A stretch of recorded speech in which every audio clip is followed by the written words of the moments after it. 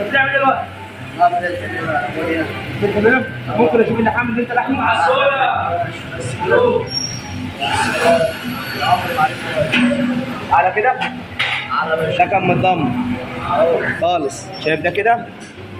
عملنا له قعده جديد يعني يا باشا على كده. دي المفروض تبقى زي القديم ده اللي باظ اللي احنا صلحناه، ده الاصل بتاعه.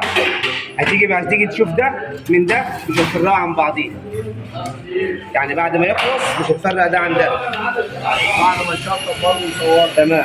الكلام ده فين بقى؟ الكلام ده فين؟ في شارع 11 شارع المستشار عند المستعد عبد الضوء.